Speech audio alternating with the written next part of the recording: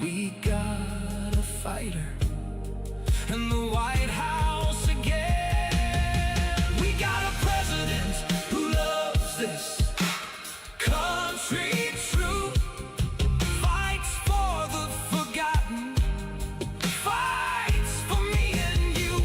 He's bringing back the factories, the borders and the pride, putting God and country back where they belong inside. The greatest nation that the good Lord ever made, still standing tall in the light of freedom's flame. We've had our stumbles, we've had our shame, but no other country ever rose the same. From sea to shining sea, let the anthems ring. This is still America, let freedom sing.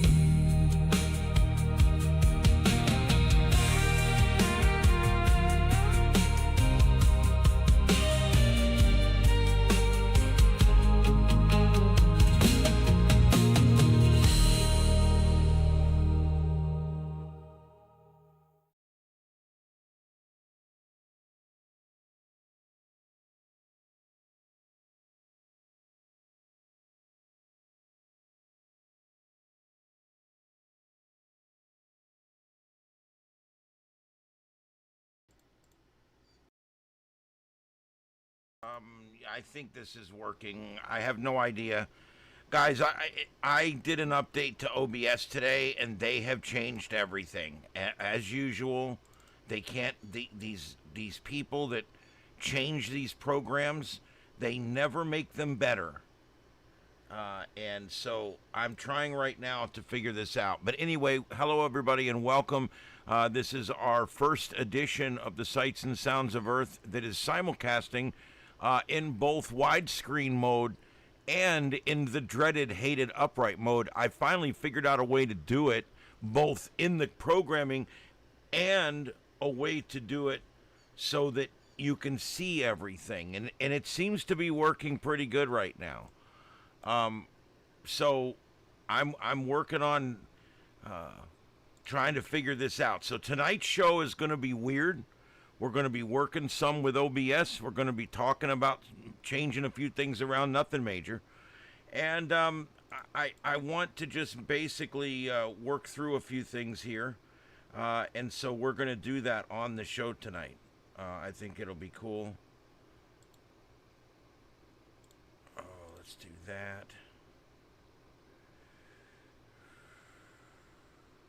And do that.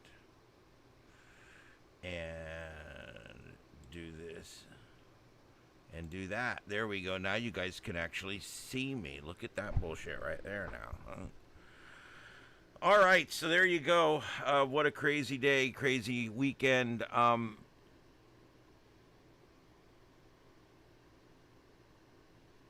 There you go.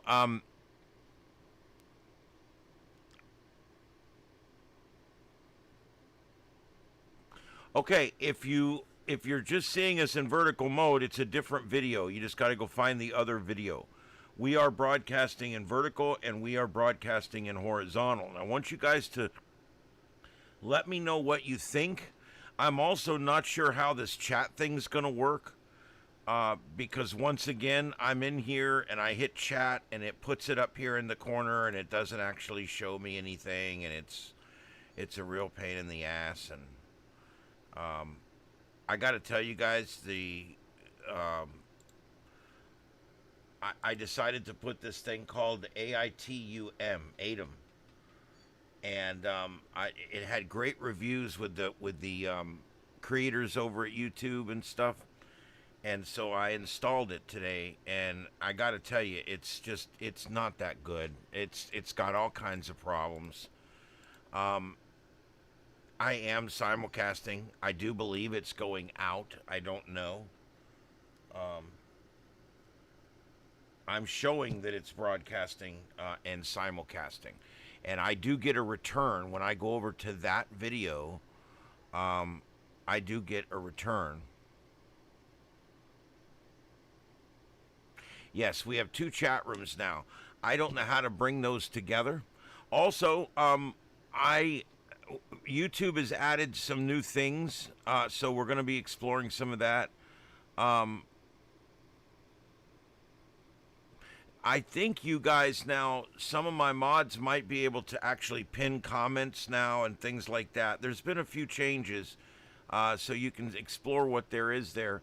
But I'm supposed to be able to pull up a chat room, but the what I'm pulling up doesn't work. It's just sits there and it's all locked in the wrong spot and everything. So I don't think that's going to work.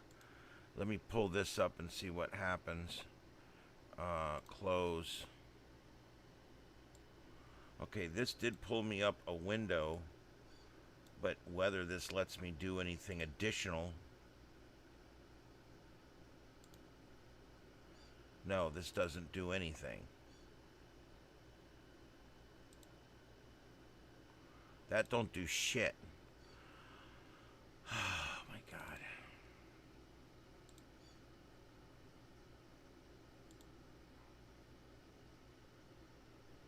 I don't know. I got to tell you guys, this has been very, very frustrating today. This is why I dread doing this kind of stuff. Every video I watched today, the guy would always have an accent that I couldn't understand, number one. Number two, they always immediately start talking way faster than I can do anything. Number three, within the first 3 or 4 things they tell me to do, I don't have that option on my screen. They'll say, go to accounts and settings, and that's not there. It's not there. So now what? Now I'm stuck. You know? Now I can't get to where I need to go. It's taken 4 hours today. 4 hours I spent working on this to try to get this multicast up and also to get the chat control panel up so that I can do things with the chat. But it's not letting me do it.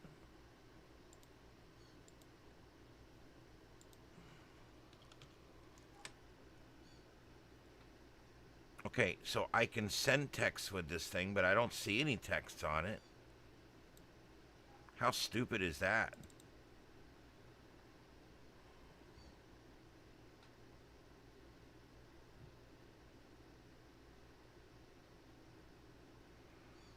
Live chat in OBS. Okay, I have no idea where that would be.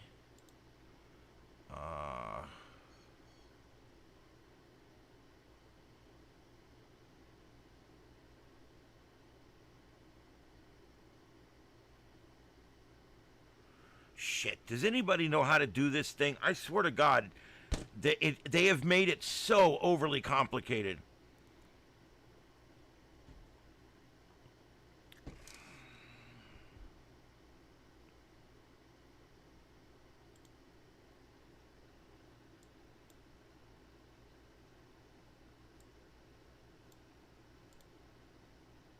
Damn it. Oh, this is aggravating, guys. I don't know. We are going out. I know. We've got good numbers tonight. I guess I just need to... You know what I need to do? Is just F this whole thing and just go and do a regular show and just quit worrying about it. But I'm supposed to be able to... I'm supposed to be able to highlight y'all's chats on the screen. But I don't see any way to do that. It's added a bunch of buttons up here that every time I hit any of those buttons, it just screws everything up. Yeah. Now, I don't know that Noah's even using this program. This is very advanced stuff. I don't know.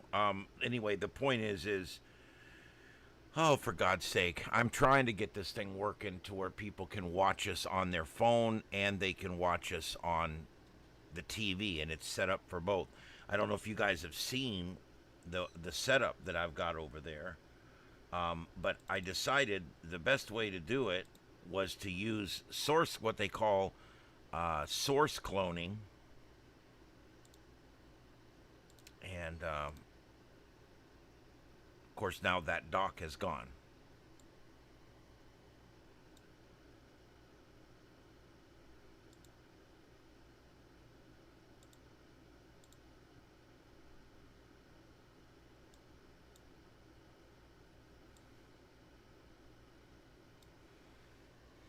I don't know. I don't get it. All right. So there's all kinds of stuff on here, but it's just not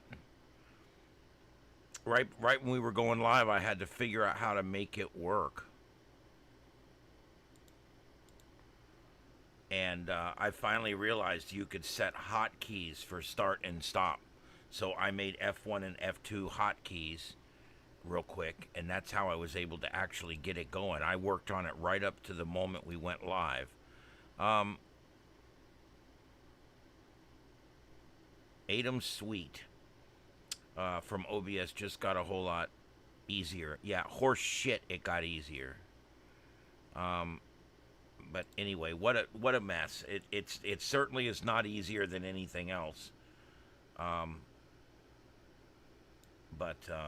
anyway.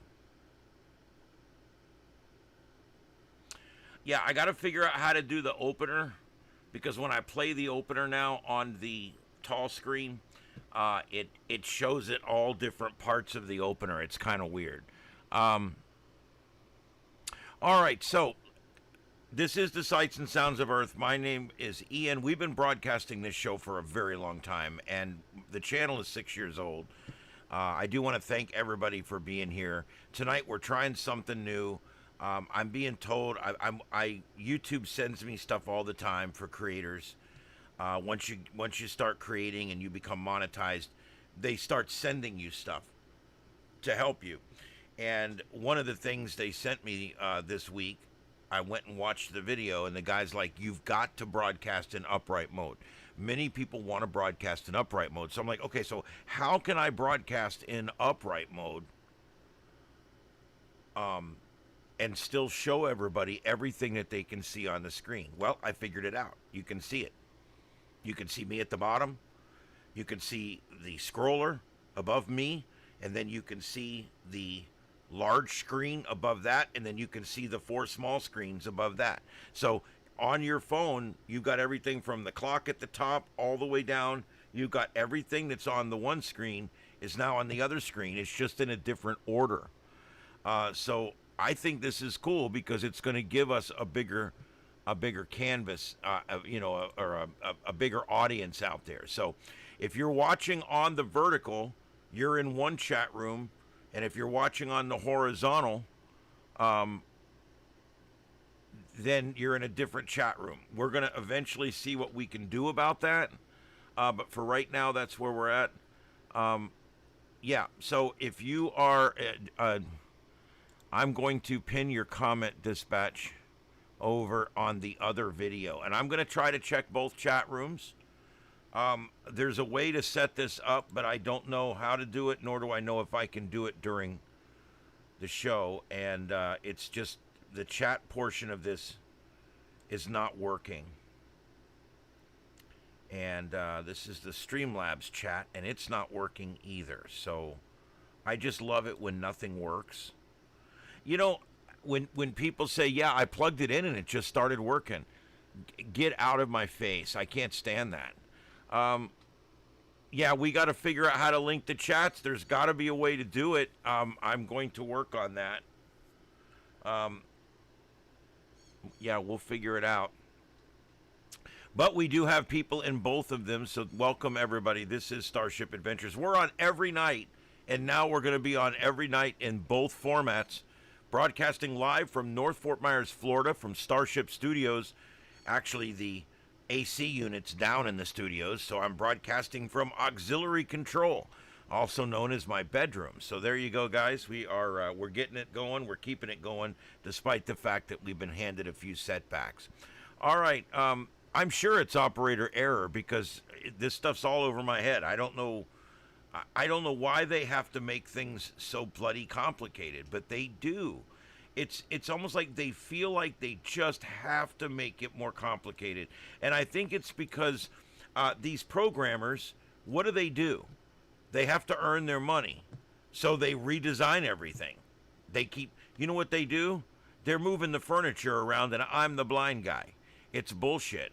I can't stand when they move the buttons and the menus, because now, once you issue an update for OBS and they issue an update for that other whatever it is, once they issue these updates for these programs, what ends up happening?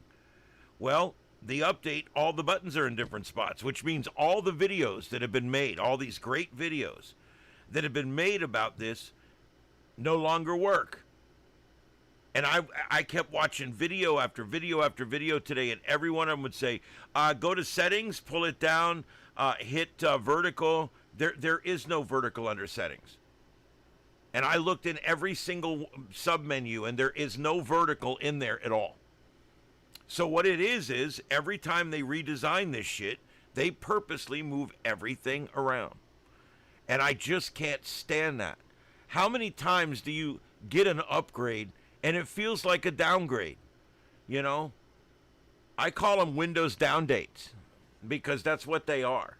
I don't accept Windows updates. I'm running a 7 or 8 year old version of Windows 10, and I call it my virgin version, and I install it in all my machines, and it's an old version, and it has not been updated in 7 or 8 years, and it runs great.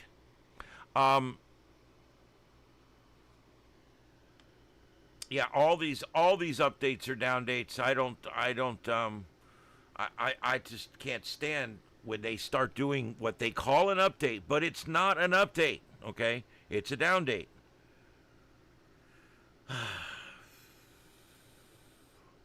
Yeah, I don't know. I wish I knew where to even go to look for something on this chat room thing. I go to docs, and there's several things that say chat, but none of them actually help or show me anything.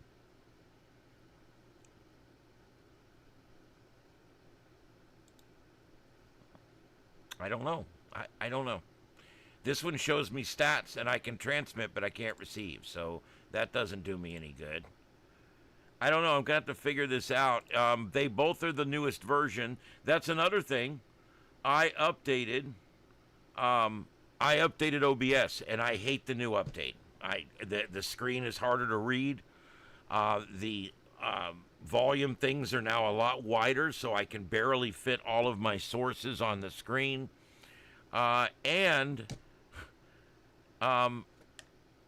It's just not as good as the one was. I don't know how they can consistently start with something good and then slowly make it worse until nobody wants to use it anymore. And there's so many examples of this too. I mean, there was a time when Facebook was really cool, but they just made it to where it was such a piece of shit nobody wanted to use it. And that's what we end up with. Computers work perfectly fine. You know, all this fear-mongering that Windows does. You're going to be out of updates. When you're out of updates, your computer turns into a transformer and burns down your house. No, it doesn't actually know.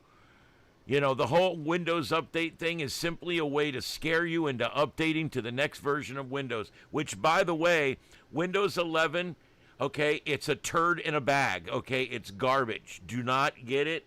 Stay with 10 as long as you can. There's just nothing wrong with 10, and 11 is garbage. Once again, these people have managed to make a shitty product. Remember, every other Windows product is garbage. Every other one. 1 was good, 2 was bad, 3 was good, 95. I can go through them all the way up. 98 was good. Millennium was bad. XP was good. I can go all the way up through them. 7 was good. 8 was complete garbage and shit.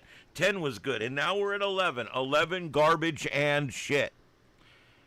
Every other one is garbage. Why? This is a business model, okay? They're forcing people into Windows 11. They're scaring people into Windows 11. And then when they all get there, they realize this is a garbage operating system. So then everybody's like, oh man, I can't wait till 12 comes out. It's a racket, dude.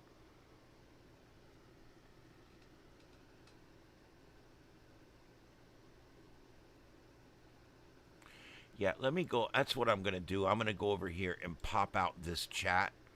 I'm going to be watching both chats. I don't think that's going to present too much of a problem for me. So my button bar is now under stuff.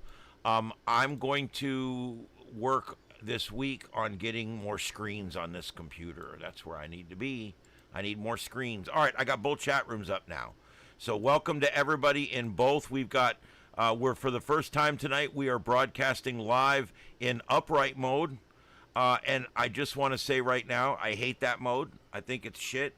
However, it is what it is. If people want to watch me in that mode, then we're going to put it in that mode too. So we are now broadcasting in both modes, both upright and in landscape mode. I wish we would hurry up and decide what we're actually going to call these two modes. A lot of people call them upright mode and whatever. A lot of people call them vertical in landscape or portrait in landscape. There's a lot of different terms, but I wish they would hurry up and finally decide on what they're going to call it. You know, sometimes it takes a while.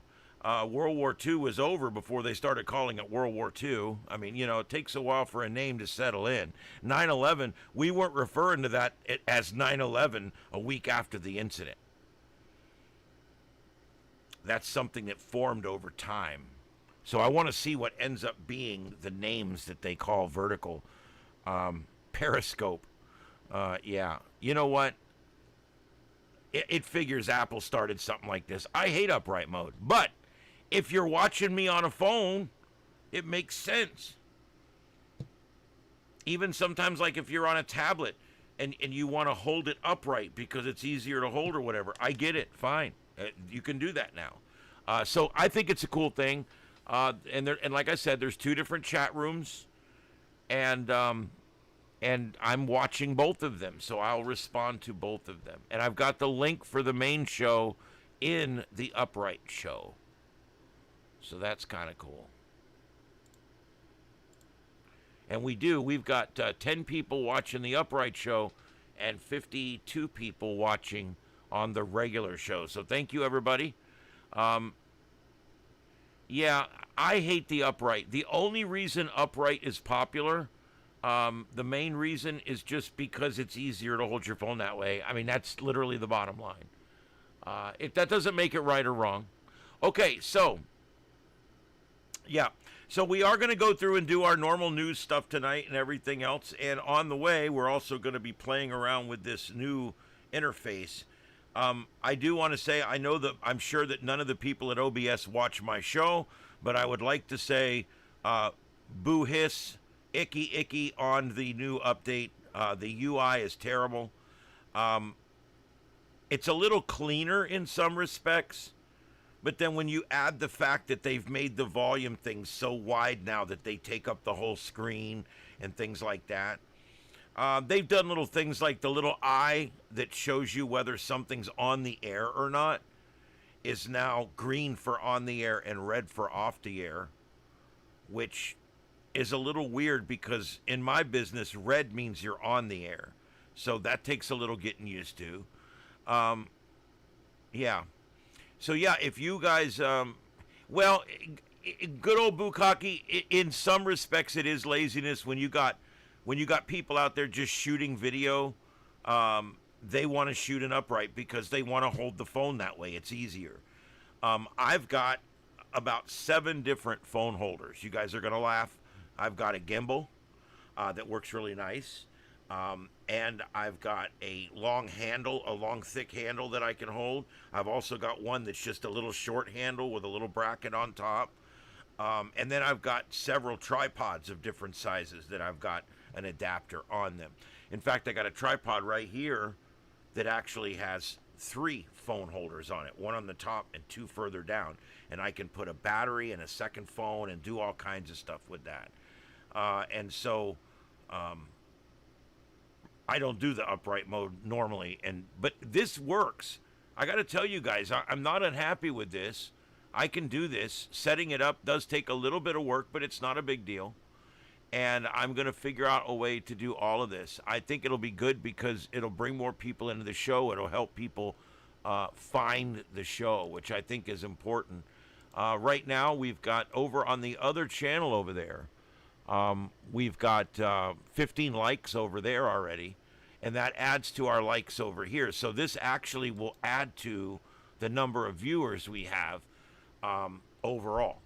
So we'll see how it goes. Yeah, and a lot of people, if you have the ability, you can watch both. I think it looks pretty good over there. I was kind of like, at first I didn't want to do it. And then I thought I was going to have to set it up to where it just basically mimics all the sources. And I'm like, that's going to suck because sometimes I put up pictures of satellites and stuff, and sometimes I put up videos, and what's going to happen? It's not going to show. Then I realized, instead of doing that, it gives you the ability to capture portions of your own output stream. So,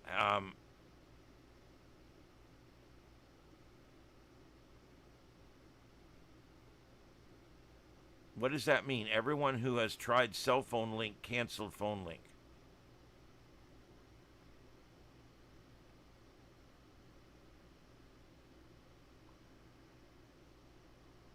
Yeah, it would be cool if it had VR. Yeah, no, I get it. I get it. 2 chat rooms sucks.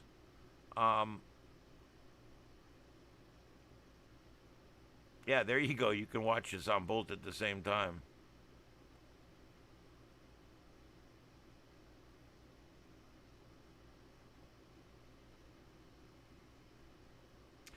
Yep. So anyway, there we go, guys. I think it's going to be cool. All right. So in space weather tonight, another coronal mass ejection is en route to Earth. It's inbound. Yesterday, 2 magnetic filaments erupted on the sun. Both produced coronal mass ejections. One aimed at Earth, and the other was a little bit off target.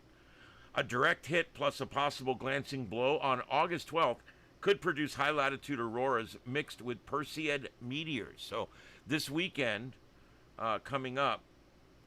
Well, actually, not the weekend, on the 12th, which is coming up on Wednesday, we're going to be well within the Perseid meteor shower, and we're going to have a glancing blow and a direct hit by coronal mass ejections from the sun, which could spark high and possibly even mid-latitude aurora.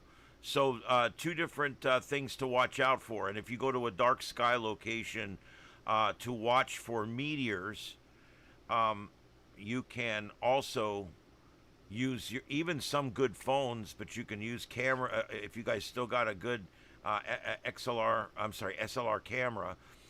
You want to do a tripod with a long exposure, and you could get meteors in that long exposure, and you could get aurora that you don't see with the naked eye. So if you're going to go out and do the Perseids on Wednesday night, then that would be cool because there's a slight chance of aurora depending on where you're at.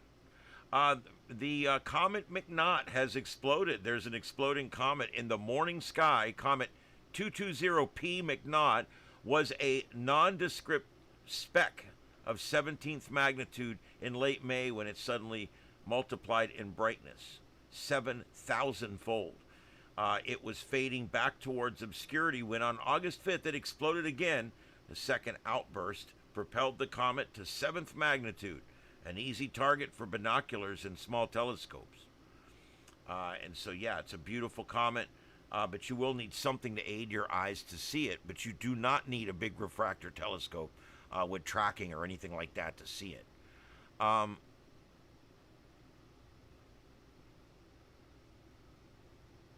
Yep.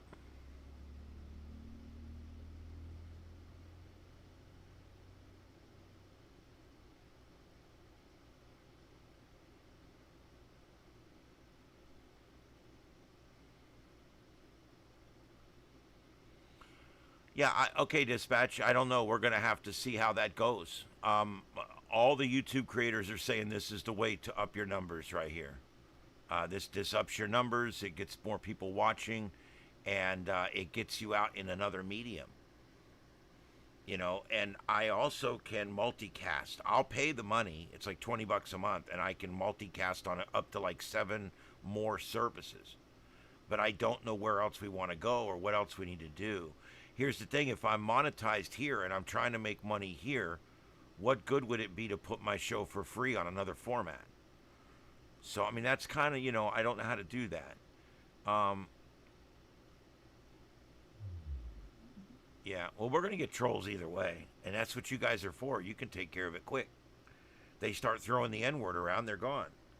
I'm a free speech guy, and I'll debate you all the way to the end of the earth, but you're not going to come in here and do the whole racial slur thing.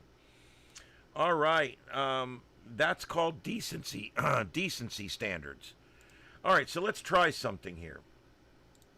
I got an image of this comet that I want to show you guys, so we're going to go over here, and I'm going to go to, boy, this is really difficult. Solar image, there we go. And then this should put it where you guys can see it.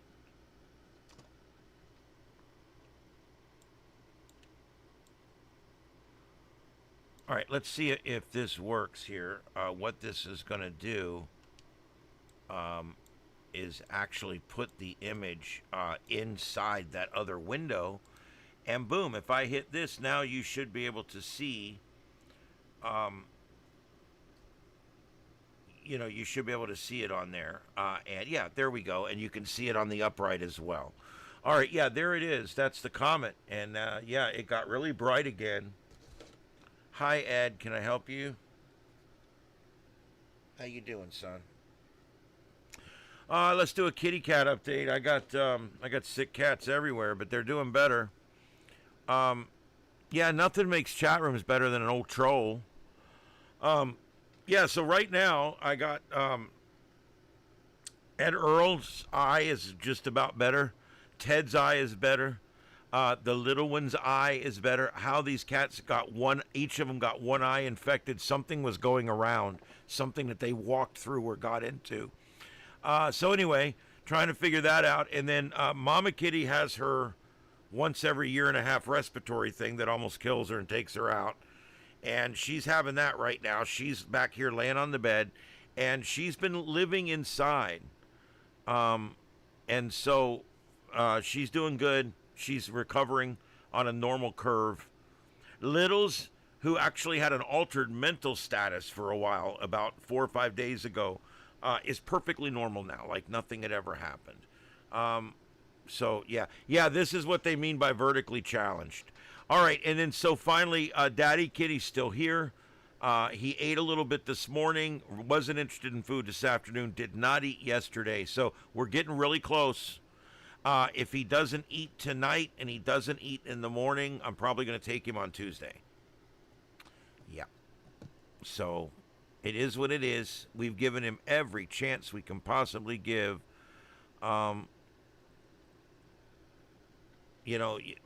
With a cat, you don't want to keep them just for you. You want to only keep them when there's a possibility of recovery and they're still viable. Well, he's still viable, but I think the possibility of recovery is kind of running out. And so as soon as he becomes unviable, which is probably going to happen, he's still walking, jumping up and down off the bed, still talking and using the bathroom, no accidents. So I can't put him down. He doesn't seem like he's in pain.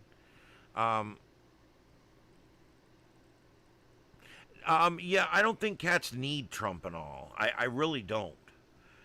Maybe we should do some research on that. Maybe I should do some research on that where we can take a look and see if maybe that's something we could do is get some cat Trumpanol.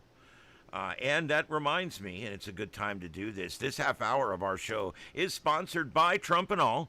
Trumpanol, the makers of Trumpanol, make the #1 product for fighting Trump derangement syndrome. That's right. This gets the crazy out of whoever's got it in them.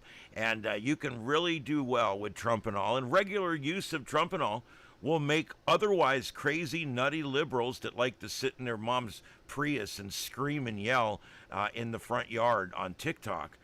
It takes those people and it turns them into normal, productive people. After a while of taking Trumpanol, even the most horrible liberal might actually start a family or get a job or both. And so it's really worth it. If you love somebody, get them some Trumpanol, make them take it, and hopefully you can get them to quit being such a crazy bitch. So try that today. It's Trumpanol.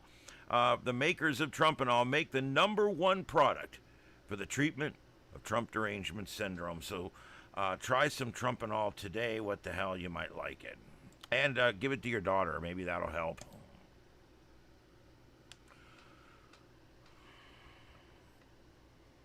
Yeah, Matt, I completely agree with you.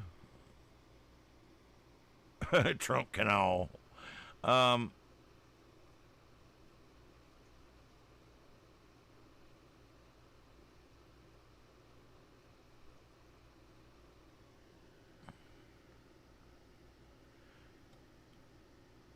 so what are we saying? What are we saying that they're?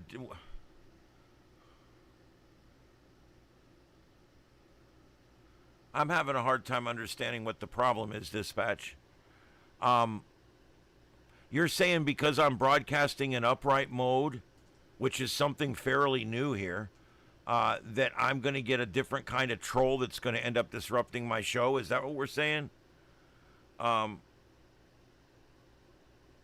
because I don't, I don't know, I don't see that necessarily, but, and I can't believe all these other channels have been simulcasting.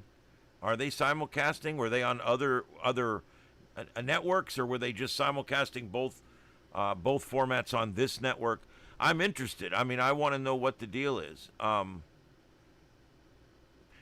mean, we're not sending it to Periscope, or we're not sending it to, TikTok or any of that bullshit. It's just YouTube. It's just the upright format now. Um, so I'm not sure if that's.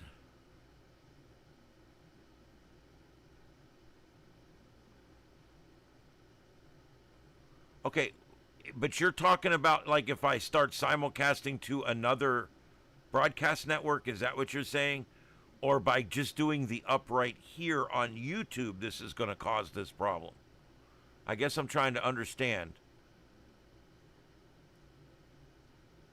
I mean, you guys know I'm not afraid of new things. I'm going to try them out. We'll see what happens. Well, that's interesting. Good. I hope. I mean, they're going to be over on a different chat room anyway. Um,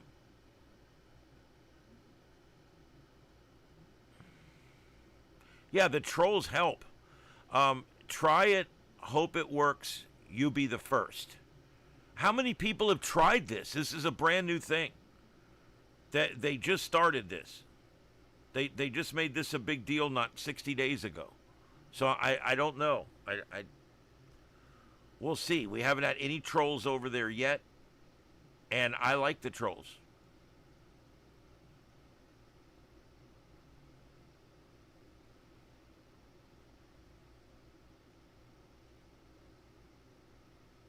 Yeah, no, I'm not doing. I really don't want to go to anywhere else. I wanted to stay here.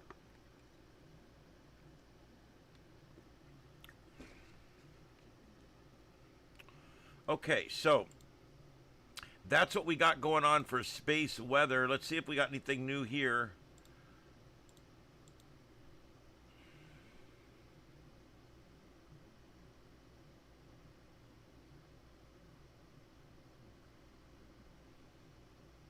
And that, yeah, I'm still going through that 5th batch of UFO files.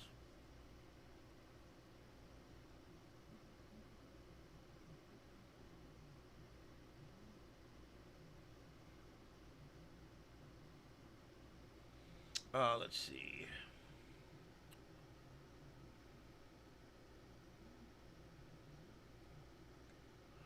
I don't see anything there, so let's go over. We're going to take a look at Mike's weather page. We've got a number of things to look at. You know what? Rather than doing that, let me move this over here.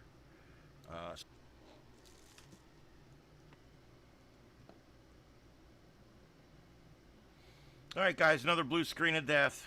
I don't know. Very depressing.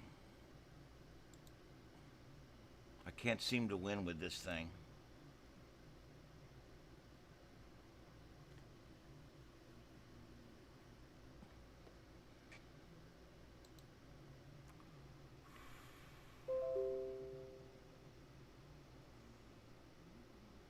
Yeah, I think we went back up under the same stream link, but I'm not sure about the other one. I think one of them started a new stream and one of them was able to pick up and use the old one, I guess. I don't know.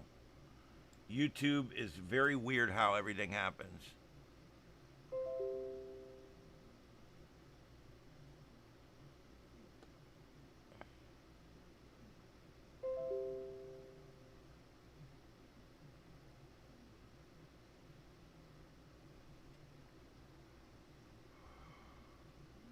So now you're seeing me in vertical? Oh, Christ.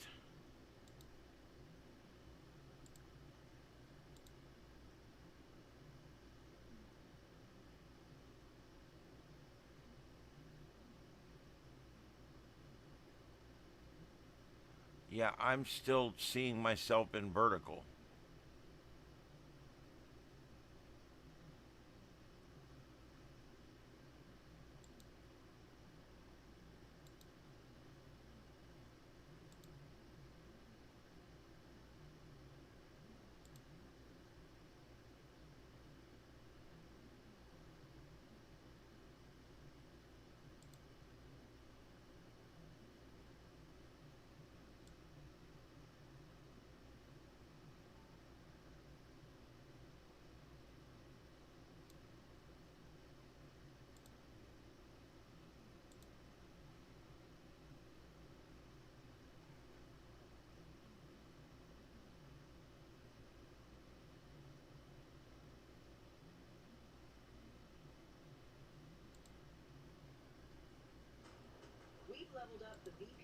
Shut up.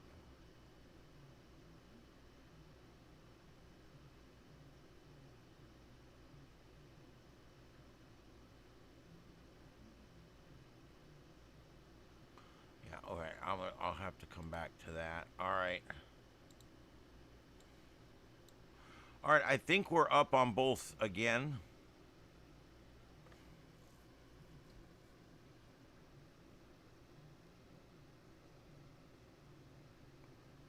No, I think I've got the same chat room up twice. Yeah, that's the vertical there. So if I go here, that would be the horizontal one. Okay, good.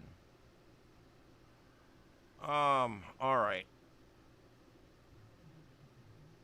All right, guys. So anyway, yeah, blue screen of death. I don't know what to do. I'm first thing I'm doing in about a week when I get my next pay, I'm going to be buying an entire new set of memory sticks. We're going to start there, and we're going to see if that fixes this problem. It's a storage error. I'm getting two different errors. And when I looked them up, the number one possibility on both errors is memory cards going bad. And these memory cards are 3 years old. And so, I've used them. They run 24/7. Windows 11, you're fired.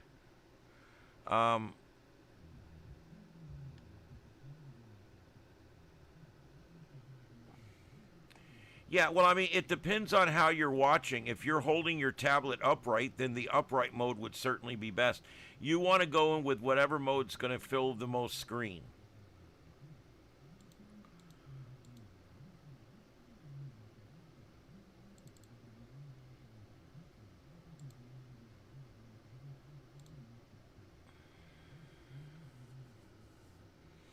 All right, so above me here, we've got Fox Raw.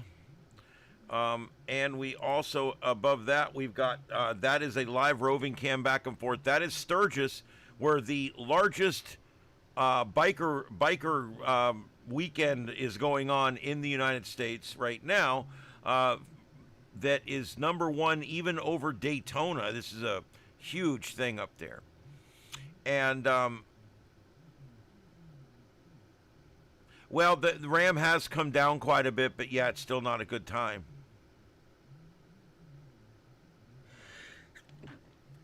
Oh, anyway, so we're gonna go for a while, and we'll see how long it holds up. If it goes for a while and then goes out again, I may just call it. I'll let you guys know.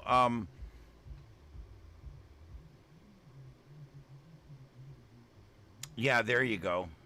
let another million felons into the country like Joe Biden did, like Joseph Robinette Biden did.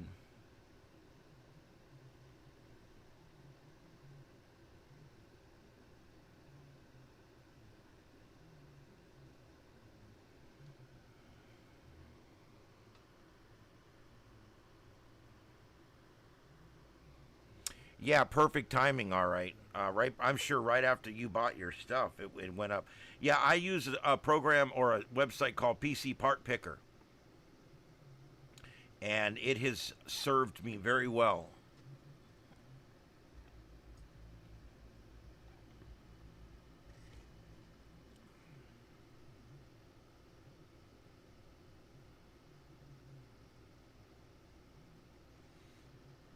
Okay, so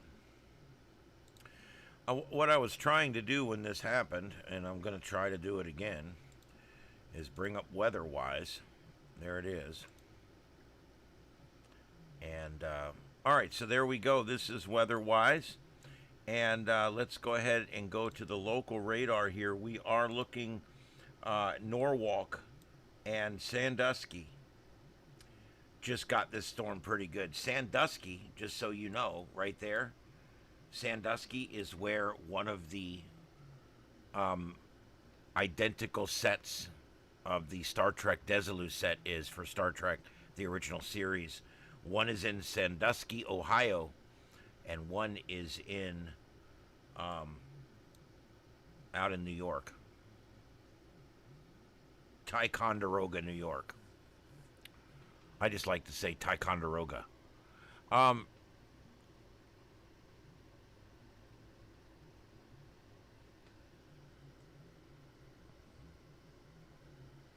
Yeah, there you go. Let me tell you, the Rosin 9's amazing. That's what I've got. Rosin 9. Mine is 3 or 4 years old, so it's probably not as high a number as yours there. But what a great ship that turned out to be. Yeah. So there we go. All right. So we are maintaining both streams. It seems to be working again. We got 15 over there and 24 over here. If nothing else, those of you who are watching both streams are giving me double credit. I mean, I'm just going to say it right out loud. That helps the algorithms a little bit. So there we go. Been studying things you can do to help your algorithms and stuff like that. And I'm doing already quite a bit. I'm doing quite a bit of the things that they suggest I'm already doing. But there's always more that can be done. And like I said, this upright thing is one of them. Also, I'm supposed to be able to have a chat room, and I'm supposed to be able to see all of my different feeds, all the chat rooms feeding into one. And then I'm supposed to have the ability to click on those, and they'll come up on my screen. But I can't figure that functionality out right now for some reason. I don't know. All right, so Norwalk, you just got it pretty good. And Parma is the next up. Medina, Parma, and Strongsville, Brunswick, all coming in with this big storm right here in Lorraine. So this is going to be a stormy night there in Ohio, and they have issued. This is in a marginal risk zone, and they've also issued a mesoscale discussion, which basically is like a severe thunderstorm watch in this area. The only other thing we've got going on down here, and we're going to go out to the radar out of Eldridge here. We've got one storm chaser two storm chasers now, Brian Kopic, and they are literally chasing this thing. The only bad news is, as always, they're chasing this thing. It's after dark. It's very hard to see a tornado after dark, but we'll go ahead and we'll put this up for a few minutes here, but I don't think we're going to see much. But let's leave this here for just a few minutes. Let's take a look at this on the velocity. There is some rotation in there, but it's not very pronounced. They're right on it. But the only way you can see a tornado, guys, is you're looking for power flashes, and you're looking for the funnel in the lightning, in the flashes of lightning. That's literally the only way you can see it. As a matter of fact, sometimes at night you'll hear it, but you don't know exactly where it's at. Yeah, it's crazy. So anyway, yeah, I'll let me put this on. I didn't hit the button, but yeah, here we go. This is the other one we're looking at here. These are our two storm chasers, and they're right behind this thing. They're trying to get out in front of it again, which is going to be difficult.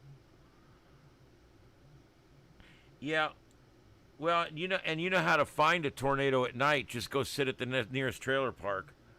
I know that's a terrible joke, but it's true.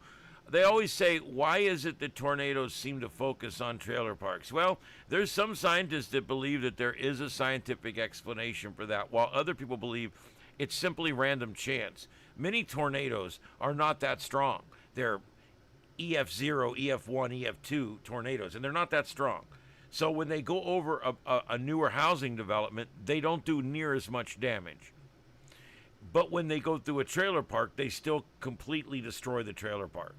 And so the rumor will then go out, or the half truth will then go out. Hey, that tornado came out of the sky, went straight to that trailer park, destroyed everybody's house, and it went away. The truth is, it was a weak tornado, and the trailer park just happened to be the one thing it really tore up. And so that's kind of given it the name over the years. You're just as likely to get hit by a tornado whether you're in a building, a house, an urban area, a rural area, or a trailer park. And I really don't believe there's much difference. It's simply random chance.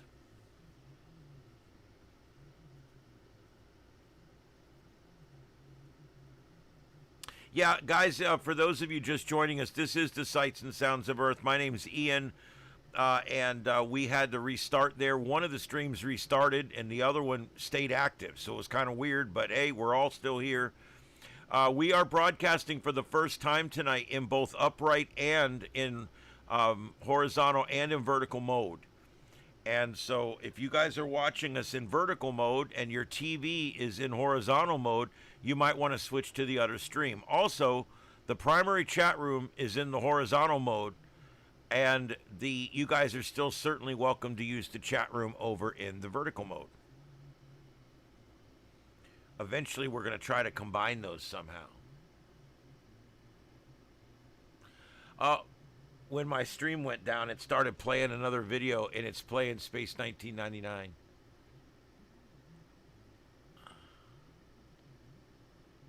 I love that old show. It had its problems, but it was a good old show.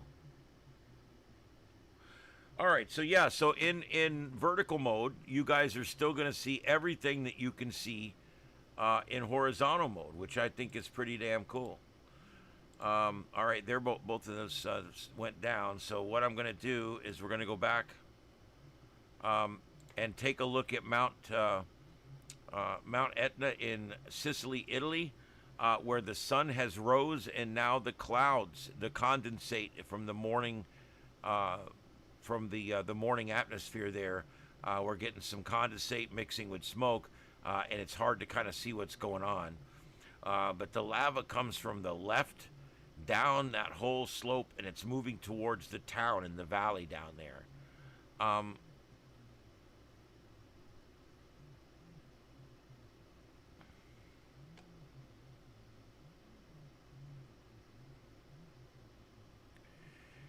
Well, that's why I was going to build a new computer. I was just going to go ahead and start buying the parts to build a new computer, and now I've decided that that what I'm going to do is start switching out all the parts in this one for better parts, and then eventually I'll have enough parts to build another computer. I've got already a spare video card. That's going to save me a lot of money. I had a family member just hand me a great video card. It's a few years old, but it's like a gamer card. And it supports 2 or 3 different video outputs and all kinds of stuff. So I'm going to switch that out. I'm going to switch a bunch of different things out, and we're going to see what happens. Eventually, I'm probably, I hate to do it, but I'm probably going to be bringing my Linux machine in here next and hooking it up in here so that I want to get after Starship After Dark up again. and I want to start playing my music again. I've got a lot more music to add to the file, and I want to start playing it. Yeah, yeah,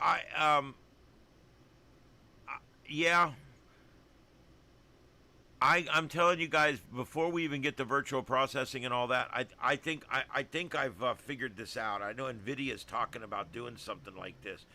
What if, and I mentioned this the other night, but what if this time, instead of building these big AI data centers, what if we just started paying people a small amount of money to put a box in their closet and hook it up to their fiber optic internet?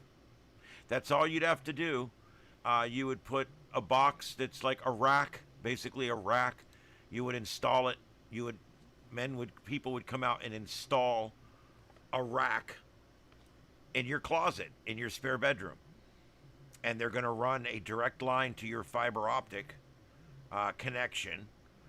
And then what they're going to do, you're going to pay for it. You're going to pay for the electricity. But then it will tell you exactly how much electricity it uses. And they're going to reimburse you for the electricity. And they're also going to pay you a couple $100 a month to have it in your house. This would be a great way for lower middle income homes that have high speed internet to earn money just by having this rack sitting in there. If you do more than one rack, you start running into, you'll need air conditioning and things like that. But if you just do one rack, if you got 50,000 households that are willing to put one rack in, that's as good as like 7 or 8 of these huge data centers. So I think that's what we need to do.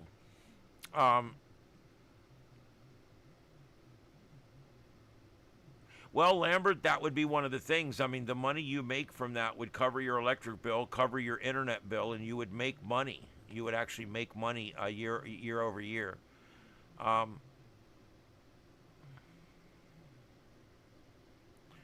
Yeah, a lot of cities said that. That was another liberal promise thing. We're going to have Wi-Fi for everybody in our city. Yeah, what happened to that pipe dream? You know what happened to it? Comcast lobbying. Yeah, and stuff like that. That's what happened to it. You want to know the truth.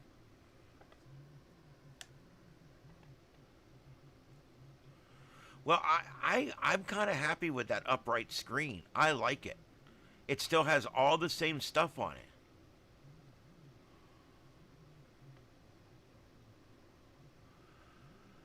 Okay.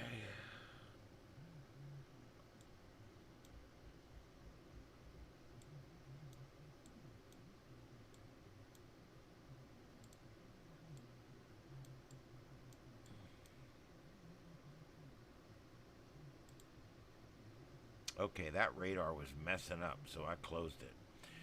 All right, so the other thing I wanted to talk about was actually on that radar. So let me see if it's going to reload properly here. Or is it going to blue screen my ass? Yeah, I don't know if you guys know this or not, but on PC, and probably Apple and Linux too, but on PC, you can turn one or more of your monitors upright. Some monitors even allow you to unscrew the 4 screws, turn it 90 degrees, and screw it back on again.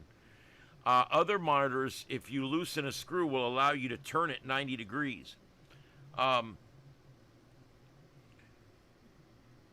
We got that at work. We've got computers that monitor all the fire calls and stuff like that, and they're upright.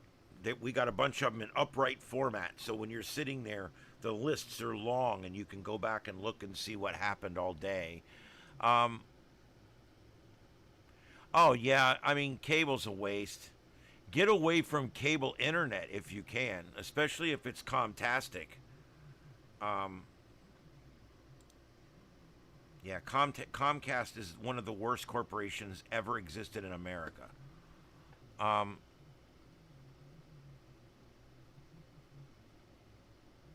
Yep, you can do the same thing with Roku. I have Roku, and I'm very happy with it. I stay away from anything that has apples on it. But I do like the Roku.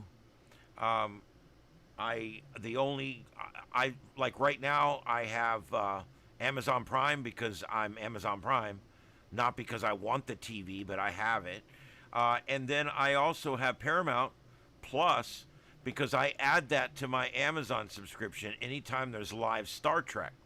And then as soon as the live Star Trek ends, I shut it off. It's my way of voting with my wallet on what I want to watch. Yeah. Yeah, Comcast Xfinity is actually one of the worst corporations that have ever existed in the United States.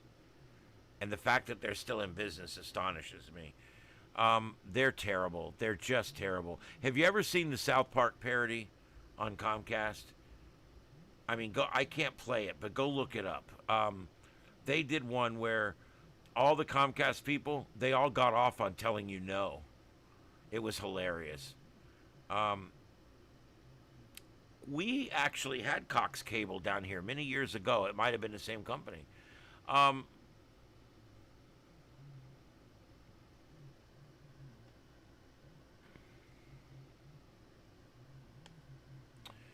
Yep. Yeah, I do. I like the Roku. And like I said, if you just connect a couple services. Now, if something comes on Hulu that I want, I'll sign up to Hulu for a few months and then I'll turn it back off. Netflix. I had Netflix for over a year and I turned it off. Yeah. Well, like so many customer service today, it's in Mumbai. You know, it's in Guadalajara or whatever. It's not. It's in some third world country that you're talking to, and they don't give a shit, and they have no way of transferring you to anyone that does give a shit. And so that's it. Well, you know, I wonder if Comcast sits around and wonders why everybody was so quick to get rid of it. You got Paramount Plus free with Walmart Plus. I don't see a reason to get Walmart Plus. I have a weird thing. Nobody's shopping for my groceries. That's one of the things I do.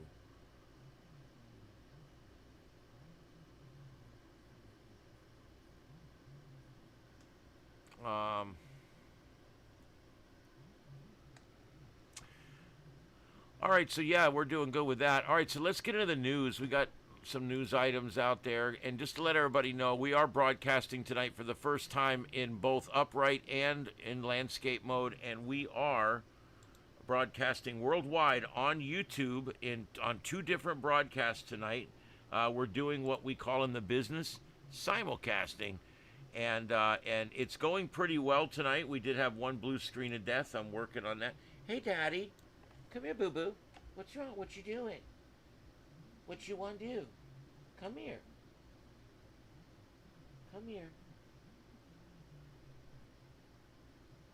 See, it's Daddy Kitty. He's walking all around. He just used the bathroom.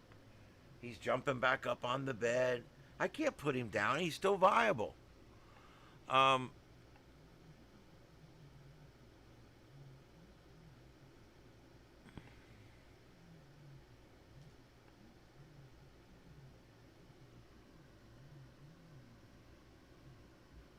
Is there a confirmed tornado?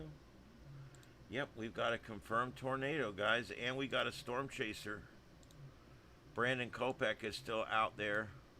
He's standing by watching. Let me get that on for you guys. There's not really much going on with Etna right now. She's smoking like a chimney. So let's go ahead and switch this out here. We put the weather-wise on. All right, here's that tornado warning. It looks like Sheffield is in the line of fire, and also Buda. And the whole mess is heading towards Princeton. And let's take a look at this on the velocity. I don't see a big couplet there, but there is definitely some rotation in here.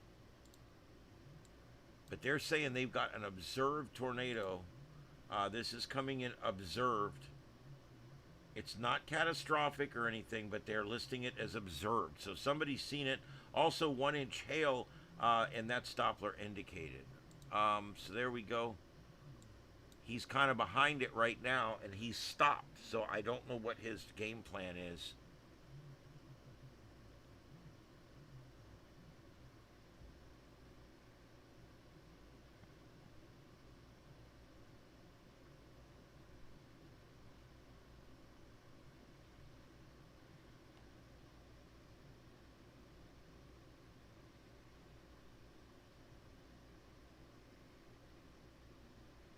Oh, is it really? The high guy? Is it really heading right towards your house? Um,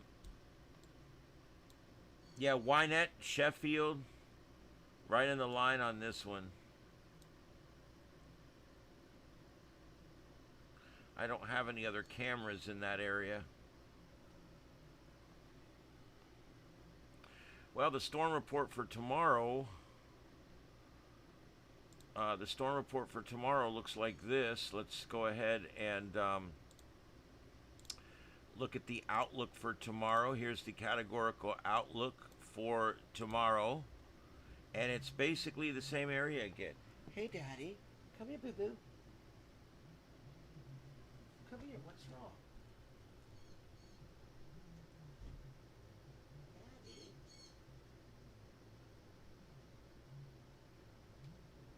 He's acting weird.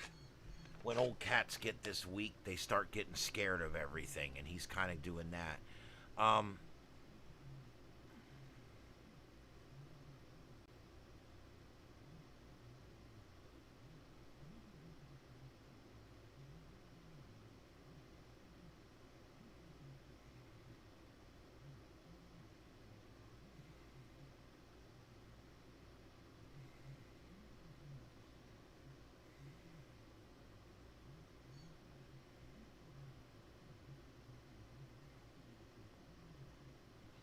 All right, let's see here. So yeah, that's tomorrow. That's where we're going to be tomorrow. And then for Tuesday, look, it just shifts slightly south. So today, tomorrow, Tuesday.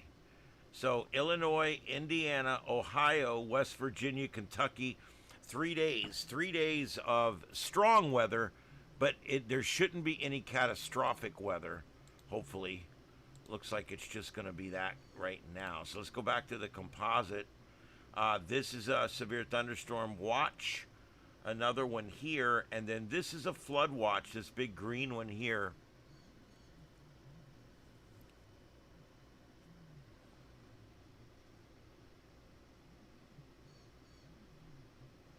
Yep, that high guy. It's always nice to have a room with separate air conditioning for that.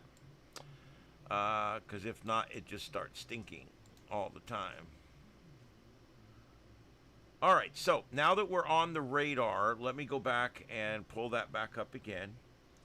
And now that we're on the radar, I want you...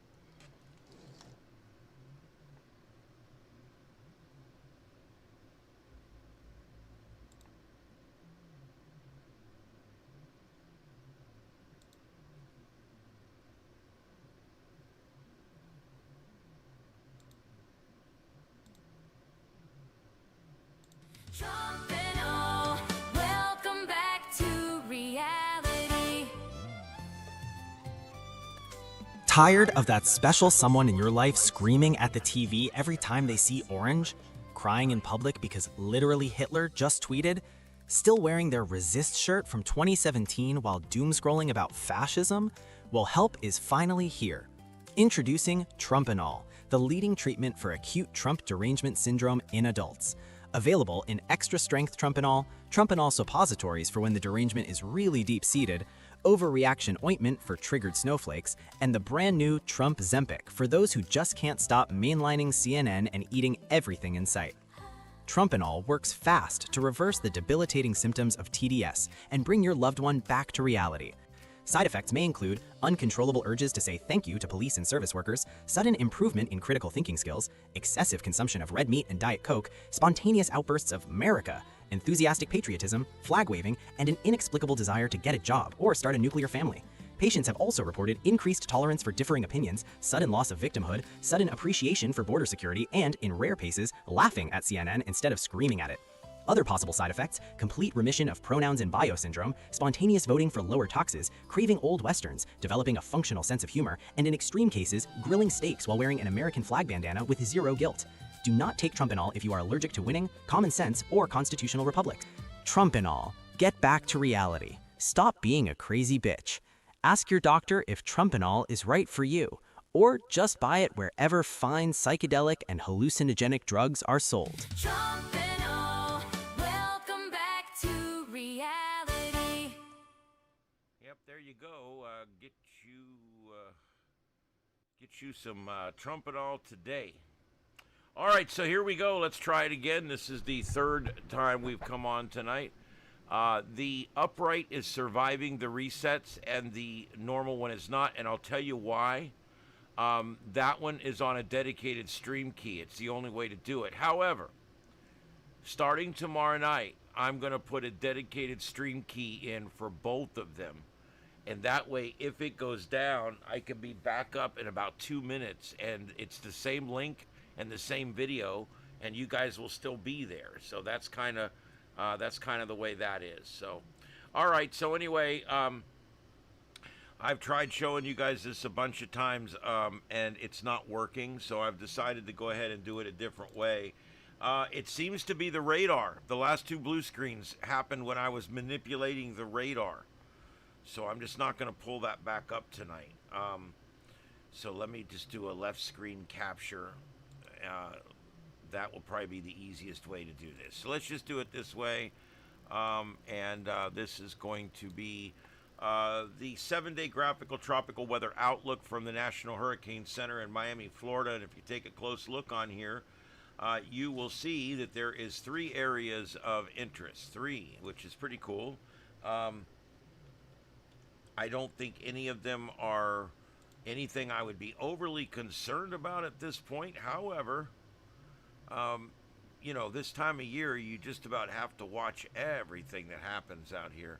Where is my epic pin? Oh, there it is.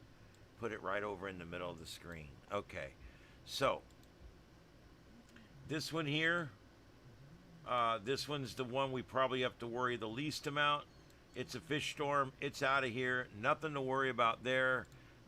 Nothing to write home about. Now, down here, these two down here, this is the intertropical convergence zone right here. And that's where they're at. They're down in the intertropical. And what they're going to do is these storms are going to continue to move west. Now, the second one is looking more and more like it's going to be a fish storm. Okay, but this first one is going to track into the Caribbean, but it's going to run into much. What's wrong, guys? Hold on, something's going on over here. What's going on, guys? What happened, Daddy? What happened, baby? You okay?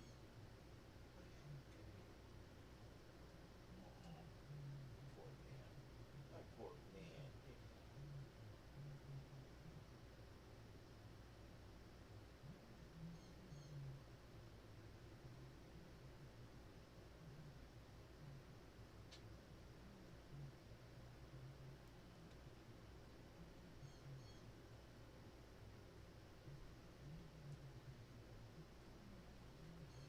Just trying to get back in his spot over there. He's getting pretty weak. Yeah, now I know it's not an exciting night here, but that's okay.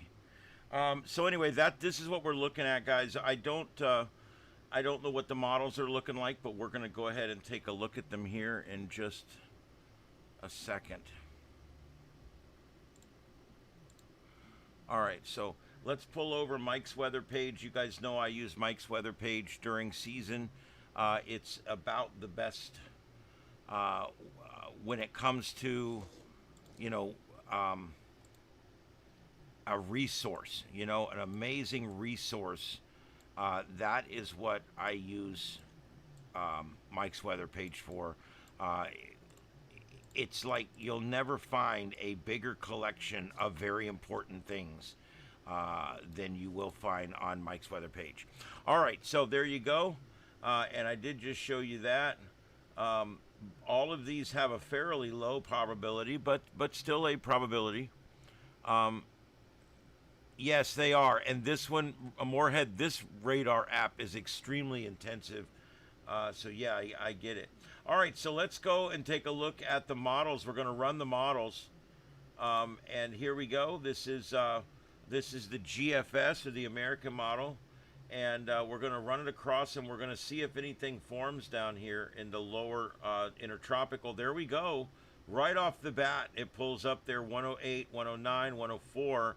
That's deepening. That's millibars. Guys, that's millibars of mercury. There's 1001. That's getting close to tropical storm strength. Oh, look at that, 995 millibars. So this could easily be the sea storm at this point. This is going to get into territory where it could easily be classified as a tropical storm. And then as predicted, as we get towards the leeward and the windward islands here, that island chain that you see, it's going to run into some pretty bad vertical wind shear. And the model knows this, and so it's kind of seeing that as well.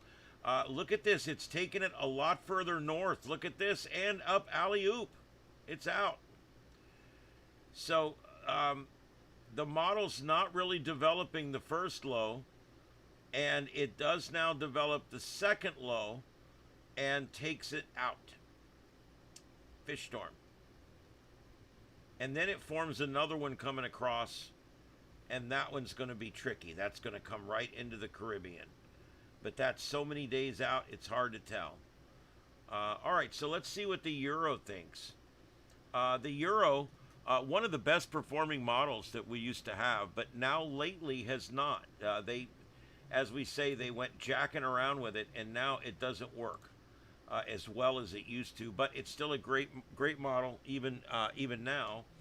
So let's take a look forward. Do we have anything get picked up in the intertropical down there? Yep, there we go. It finds the low, keeps it pretty weak, comes across, keeps it weak, and that's the end of the run right there. That's next Saturday.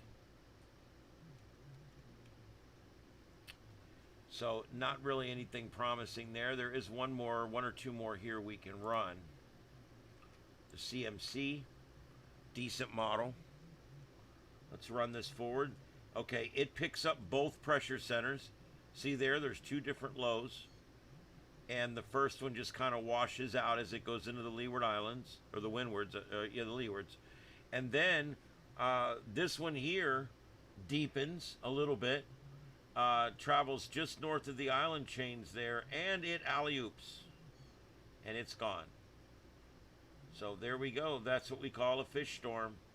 Although it is going to come kind of close to the islands here, probably making landfall on some of the islands down here.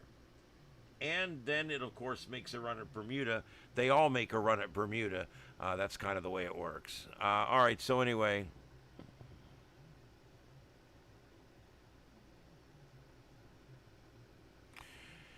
Yeah, you guys can... yes, most of the storm chasers have all switched over to the one I'm using now. I like it much better. It's one of those things where it's called Weatherwise, and that's the one that Ryan Hall, y'all, is very deeply involved with. And so that's the one I'm using.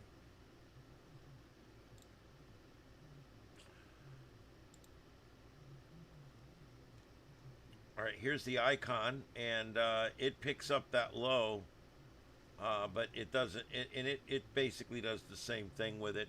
All right, so there we go. That's your tropical update for tonight. As you know, as these storms get big and all that, we do complete in-depth coverage here of these storms. We run the models, we run all the things, and then as they start to make landfall, we are going to provide multiple streams, as we've done in the past. And on this stream, on this channel, will be hosted. I'll have views from the affected area, scanners from the affected area, news updates from the affected area. All that will be available on our stream here. So I hope you guys tune in for that when there is a hurricane in the Gulf. Most of our big numbers on our shows have been from hurricanes. That's the number one thing we get hits on. People like our hurricane coverage.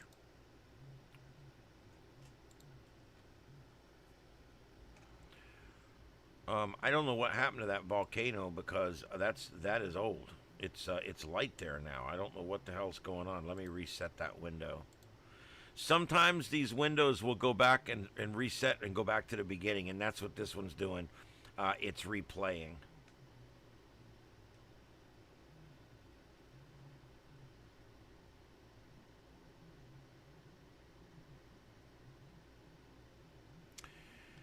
Yeah, we look. When we cover those protests, and we have protesters in every window, and you can see all the different towns where protests are going on. I think that's great coverage. We do get a lot of numbers on those protest nights as well, but nights like tonight we don't. Sunday nights are rough, and there's just nothing going on. I'm actually looking right now for any protest video, but there just hasn't been any in this country. I think the left is about protested out, to be honest with you. I think they're about protested out. I really do. All right, let's take a look at the news here.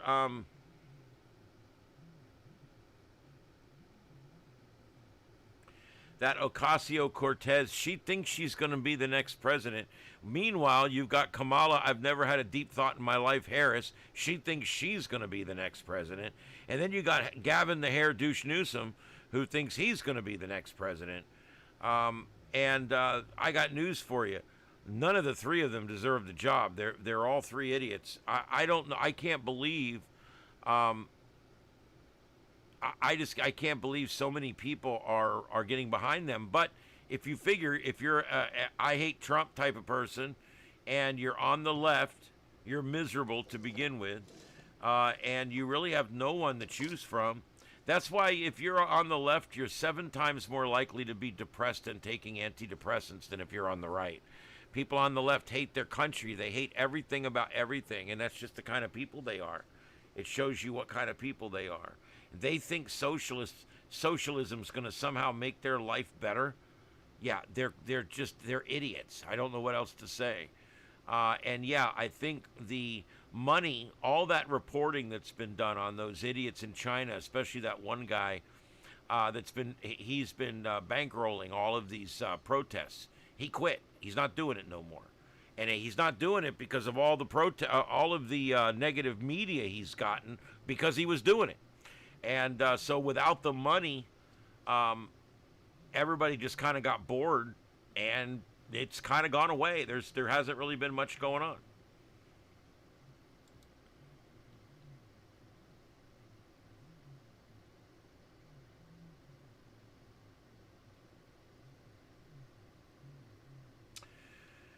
Yep, some more bad news for Wendy's. Wendy's is a decent fast food restaurant, but it's never been like my favorite. They used to have the Super Bar. Who remembers the Wendy's Super Bar? I used to love it, man. You could make tacos, and you could make spaghetti, and they had garlic bread, and they had a full salad bar, they had all kinds of. They had chili. And you could just get the Super Bar. It was like, back then it was like $5. You get the Super Bar and you go over and you can go back as many times as you want. And we would actually eat there. They got rid of that Super Bar. I don't think I've eaten Wendy's 10 times since they got rid of that Super Bar back about 15, 20 years ago. But it is what it is. Wendy's, decent burgers, decent fries. It is what it is. But they were believe it or not, they were listed as the second largest burger chain in the country. However, as of now, Burger King has taken them over as the second largest burger chain. Wendy's has lost its place as America's runner-up to McDonald's, ending a 6-year run as the second largest burger chain, being surpassed by a resurgent Burger King. Burger King's numbers are up. Wendy's numbers are down, unfortunately. Burger King claimed the number 2 position as a U.S. turnaround gains momentum, with domestic same-store sales jumping 8.5% in the second quarter. Wendy's, meanwhile, reported a 7% decline in its numbers. That's significant, marking its 6th consecutive quarter of contraction. Wendy's new CEO, Bob Wright, acknowledged the chain's problems Friday, saying its competitive edge has weakened as customers have pulled back. Today, we are clearly not performing at our potential, he wrote in a statement. What does that mean? Make better shit. Our traffic, our value position, our franchisees' economics are not meeting our expectations. We've already begun taking action across 5 areas that we've identified to drive the turnaround, rebuilding the quality. McDonald's remains as the dominant U.S. burger chain by a wide margin, leaving Burger King and Wendy's fighting for a distant second place.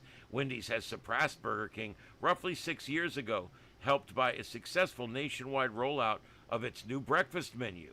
But it holds on to the number 2 spot as eroded. Its hold on the number 2 spot is eroded as Burger King poured money into improving restaurants' advertising and its core menu. Restaurant Brands International, Burger King's parent company, launched a broad U.S. turnaround effort in late 22 after sluggish sales. The strategy has included restaurant remodels, increased market spending, and changes intended to improve food quality and the customer experience. More recently, Burger King has even focused on its signature Whopper. You know, they've even talked about they're hiring people to come in and try to make their restaurants more friendly and that kind of stuff. I think they're trying to get on that niche of, hey, we'll treat you better since nobody else will. But anyway, yeah, there you go. So Wendy's, who held it for a while, and now back to Burger King as being the distant number 2 behind McDonald's. No, I don't. We have no Jack in the Box or In-N-Out Burger here in Florida. Down here, if you want a burger, it's literally McDonald's, Burger King, and then you've got Wendy's. The other burger place is Hardee's. We have those are Hardee's are nothing but a Carl's Jr.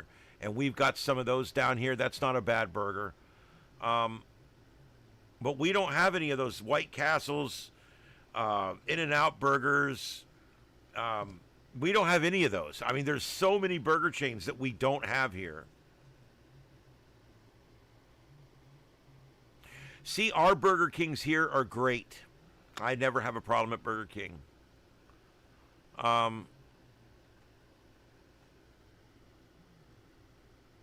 Yeah, I kind of miss Pizza Hut. Our Pizza Hut's now a head shop. But I kind of missed the Pizza Hut. I missed the, you walked in and the music was playing. They had a jukebox. And we'd sit there and the family would order a pizza and we'd all, I don't know, I miss those days. Yeah, well, I'm sure they can't go back to the original Frosty because that would probably involve things like real milk and stuff like that. I love the Whopper. Whopper's one of my favorite hamburgers, but I actually prefer a premium burger. I'm cheap, but like today, for instance, we went to a place called Beef O'Brady's. We kind of like it. It's out away from town, out towards Fort Myers Shores, and it's called Beef O'Brady. And we went there, and I got a hamburger, a bacon burger with provolone cheese, and man, it was good. It was awesome.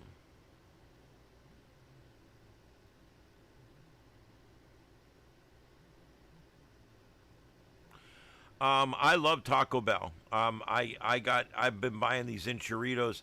I'm eating about one a day right now. I'm trying to keep them going. I really want this enchilada to stay on the menu. I really do. And there's kind of a movement right now. No, I've heard of Shakey's Pizza, but we've never had one. I love Taco Bell. Taco Bell is my favorite restaurant of all restaurants. And I absolutely love their food. I love they're quick, they're easy, they do a good job. I got 2 different ones. I use the one out east if I'm going to and from work. I use the one in North Fort Myers if I am doing anything else.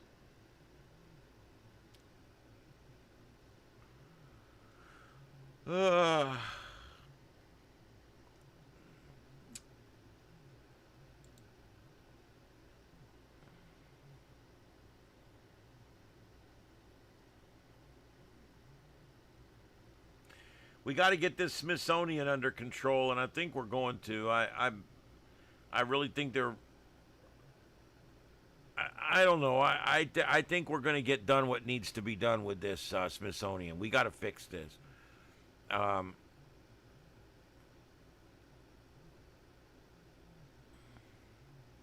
Godfather's Pizza, I heard of them, but I don't think we've ever had one here.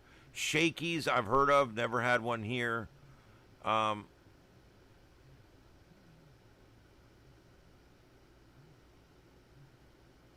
Daddy did not eat it all yesterday. He ate a little bit this morning. He ate a little bit of his regular food.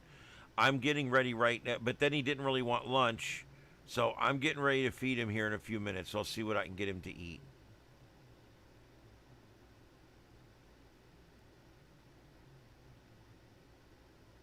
Hey, you know what? If you got to pay, you normally have to pay a lot of money to have your colon cleansed. Taco Bell will do it for under $10. I mean, it's not a bad deal. Um, Now, Sonic, we have Sonic down here. I don't like those restaurants. I don't go to them. And I'll tell you why. Their food's fine. I don't like the way you have to order. I absolutely hate those restaurants. I hate it. You pull up, and first of all, I don't use drive-thrus. I hate drive-thrus. You want to learn something about me? There it is. I don't use drive-thru windows. I hate them. Anytime I order food through a drive-thru, it's wrong. It's got onions on it. It's not made right. It's cold. I have the worst luck. When I go inside and I stand there and I watch that sumbitch make my taco, it's good. And so I've got to the point now where I haven't used a drive-thru window in a very long time. I won't use them. I go inside. Well, you can't do that at Sonic. It's the only restaurant I've ever seen where they won't let you step inside and give them your order. They make you stand out in the 97-degree heat to give your order. Whoever thought Sonic would be a good idea in Florida? So what we got now is you got a Sonic there, and you got 47 cars all sitting there idling because they're all running their air conditioner wide open. So everybody's eating and they're all getting poisoned by all the exhaust. Well, see, there's your problem with all the stupid onions.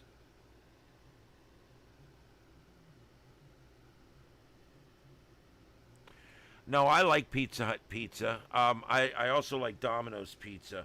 When you get authentic Italian pizza, I don't like it. I like most food that I like is Americanized. I like Americanized Mexican food. I like Americanized Italian food. I like Americanized Chinese food. But when it says authentic, like if it's authentic Asian food or authentic Mexican food, I won't eat it. I won't stop because I don't want authentic. I want Americanized.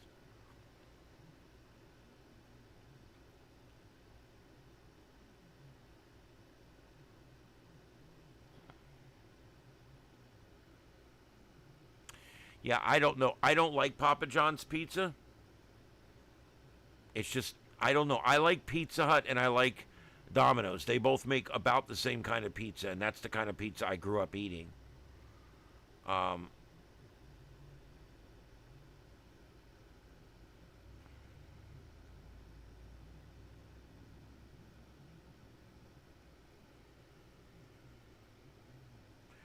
yeah, I love a good garlic bun with my burger. Another great flavor to have in there.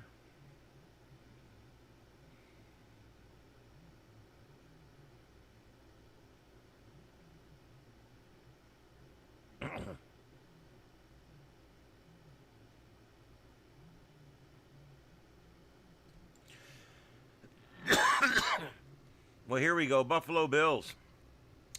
Yeah, I noticed that the neat thing about Buffalo Bills is everybody that you either like the Buffalo Bills or you hate the Buffalo Bills. They're one of those teams. And the Buffalo Bills fans, they got a brand new stadium this year. Cost $2.2 billion. $2.2 billion for a Highmark Stadium. And their views are obstructed. Social media posts with millions of views show expensive lower level and upper deck seats with obstructed sight lines.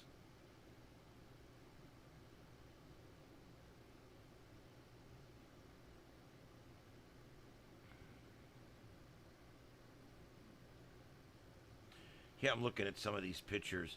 Yeah, there's seats where you can't even see the whole field. There's like a wall there.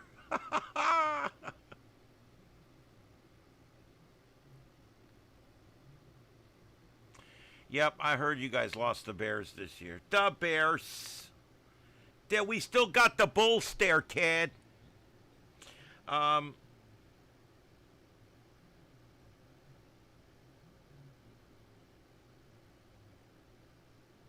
wow, these views are terrible. Wow. Oh my God. Why would they spend all that money on something and it's garbage? The old Highmark Stadium, home of the Buffalo Bills, was not especially popular towards the end of its lifespan. It was cold, dreary, and outdated, and definitely overdue to be replaced. It seemed like good news when the Bills started construction on the replacement, their sparkling new $2.2 billion facility just accessed, just across from the old building. They were adamant that the new construction would be a showpiece for the region, a key part of securing a record-setting taxpayer contribution from New York State. And sure enough, Highmark is loaded with new technology and supposedly thoughtful design touches. Instead of a roof, the Bills' new home retains the outdoor element that's an integral part of the NFL experience. But to protect against the elements, roughly 65% of the seats are still covered by the stadium's awning. There are infrared heaters under the seating areas to keep fans comfortable in the frigid Buffalo winter. The natural grass field is also heated, and the canopy incorporates a snow melt system. All sounds great, right? Except stadium designs and the team clearly thought through the details of the modern NFL stadium in the Buffalo area, retain the outdoor character of intimate seating, but update the technology and concourses for a better fan experience. Yeah, right. There's just one problem. You can't actually watch the game from a number of the seats at the location. The Bills had their return of the red and blue practice at Hallmark on Saturday, and the posts on social media started flooding in, racking up millions of views and engagement, showing a frankly inexcusable views or lack thereof from some seats within the new stadium. Some have a pane of glass blurring views, including the 50-yard line. Some in the upper deck legitimately block most of the red zone on the far side of the field, especially the end zone. Expensive seats in the lower level, about 30 or 40 rows up, at the 12 and 13-yard line, have their view on one side of the field completely blocked by a standing platform. Whoever designed the new Bill Stadium sure wasn't very keen to detail, one wrote. Imagine paying tens of thousands for season tickets and walking in and finding a view like this. Another post showed off how the view of the field from a higher level seat is almost completely through glass, thick glass, with staircase railing between the people watching and the game. Other fans said it felt misled by personnel after being assured that the railings wouldn't impede their view of the game. Well, if it's between you and the game, it's going to impede your view of the game. Breaking news. It's not great. Some obstructed views in the modern stadium are unavoidable, and staircases always present an issue for designers trying to incorporate fan movement and pack in as many seats as possible. And at least some of those obstructed views are through mostly glass. But then again, for the cost of these seats, the personal seat licenses, and so on, it's also unreasonable to expect people to have to look through glass to see the game. Still, if Josh Allen and new head coach Joe Brady can lead the Bills to the Super Bowl, no one will be complaining that their seats weren't good enough. Whatever.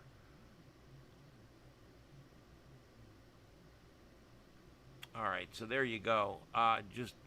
We spend billions of dollars on something, and it come to find out 150 or 200 of the seats, you can't even see the whole field.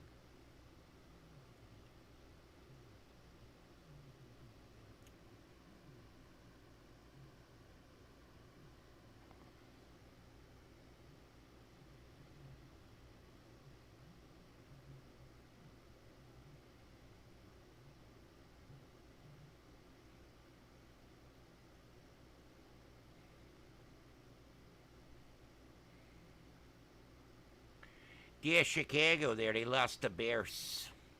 The Bears. Okay, guys, and here we go. Another thing I want to cover a little bit tonight. I know we've heard a lot about this, and I know that there's like 5 different articles just on Fox. Oh, shut up! God, I hate autoplay. God, it pisses me off every time it does it. Trying to find that other article. There is actually national pushback going on right now with these flock cameras. And it's so important. Now's the time we need to fight these things and get them taken down. There's people going around down here cutting them down with a sawzall. And they're literally just getting out of their car. They're going, and the pole falls down, and then they drive away. So, yeah, these things are bad news bears. What's the difference? These things are photographing you, storing your direction of travel and everything about what you're doing, and they're storing it on a private database that's being misused all over the place. Knox County, Tennessee, Mayor Glenn Jacobs called for a nationwide pause in the development of flock surveillance cameras on the Sunday briefing, arguing that the technology raises constitutional and privacy and safety concerns and lacks sufficient safeguards. Jacobs said law enforcement should have access to the tools that help solve crimes, but argued newer flock technology goes beyond conventional license plate readers and should not be deployed broadly until guardrails and updated regulatory framework are in place. This is not about depriving law enforcement of tools. It's about figuring out how these tools can be used in an appropriate manner that is consistent with the with the Constitution. There is no federal regulatory framework in place that governs flock cameras. The law regarding license plate readers in Tennessee dates back to 2014, with one very minor update in 2021. The technology has advanced significantly since then, so we want law enforcement to have the tools they need, but at the same time, those tools have to conform to the United States Constitution. And by the way, in my opinion, these cameras are a complete violation of the Fourth Amendment. Flock Safety, one of the leading vendors and one of the leading people spending money to lobby for these things, has exploded in popularity with law enforcement, municipalities, and businesses just in recent years. The ACLU estimates that there are between 80,000 and 100,000 flock cameras deployed nationwide. If you add the private ones and you add if you add agencies' own cameras and you add the private ones, it's more like about 150,000. Flock's own marketing claim is that it's present in more than 6,000 communities, working with more than 1,000 businesses and more than 5,000 law enforcement agencies nationwide, resulting in billions of vehicle scans per month. In part of the statement to Fox News, Flock said the data it collects is automatically deleted after 30 days. Nobody believes that shit. Nobody believes that shit. But it says each agency can retain the data themselves and have their own policy. See, that's the problem. Flock says, no, we delete these out of our system after 30 days. But your local law enforcement can download it all and keep it forever. Bullshit. A surveillance system which Jacob characterizes as notoriously erroneous has increasingly become the subject of debate across the country, including in West Virginia, where lawmakers in the state's Freedom Caucus are seeking to ban completely the AI-powered cameras statewide, arguing the technology violates citizens' Fourth Amendment right to privacy. Yeah, they're pulling them down, they're cutting them down, they're painting them. One guy had a push-up pole, and he could push the pole up and pull the wire down, and it would spray paint on the front of the camera. I've seen a bunch of different ones.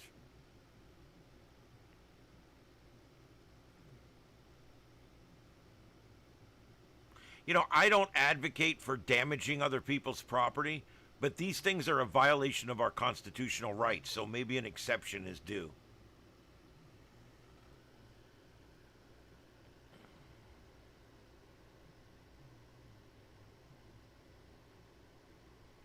Yeah, they use these to track individuals.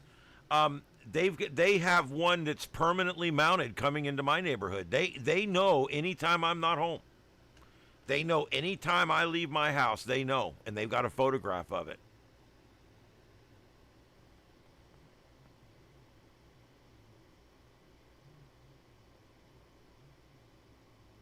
They're very vulnerable. Some of them are up on municipal poles and on power poles and stuff, but many of them are just on their own black poles. And they are very susceptible. And there's a map that shows people exactly where they're at. Anybody that knows what they're doing could take out a bunch of these if they wanted to. I'm not saying they should.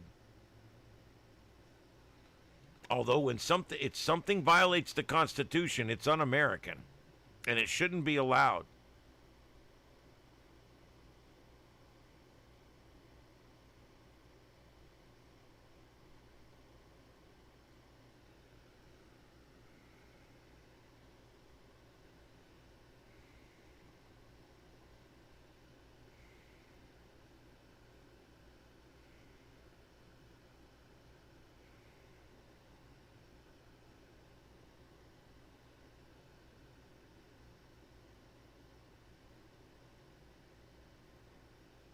All right, and if you're joining us on the Upright feed, we're over on the other chat room, but I am monitoring both chat rooms.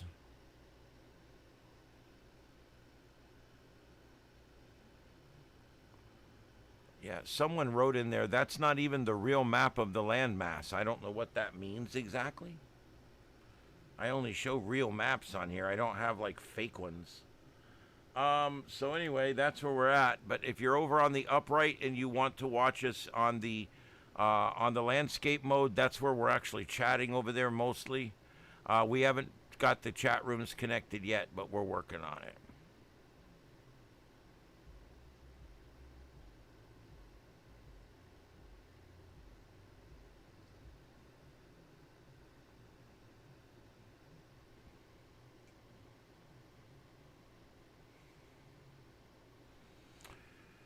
Yep. Yeah, no trolls tonight. No trolls so far. So anyway, the other night, Thursday night of last week, CBS Nightly News led with the flock cameras. NBC Nightly News did a thing on it a few nights earlier, and all our local media here has been all over it like flies on a turd. My radio show, which is also a TV show, which goes out to 150,000-ish, and God knows how many more on TV. We've been covering it like flies on a turd as well. And hopefully all this pressure is helping. I know there's a lot of shows across the country that are on about these flock cameras. We have to get these things taken down. They're falsely accusing people of all kinds of things. Yep. And please hit the like, thumbs up button for both videos if you guys can. I'd appreciate it. It really helps. We're trying to do what we can to get the numbers up. We're coming into the peak of hurricane season here. In about 5 or 6 weeks, we'll be peaking out.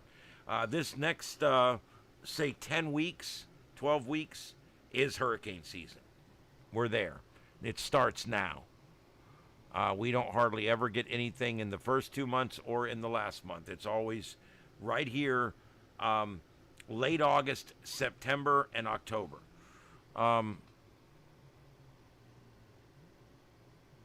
Well, yeah, but good old bukkake, in most cases, they do it with the blessings of the government. They're putting them on the right-of-way with the blessings of the government because the government gets to use them.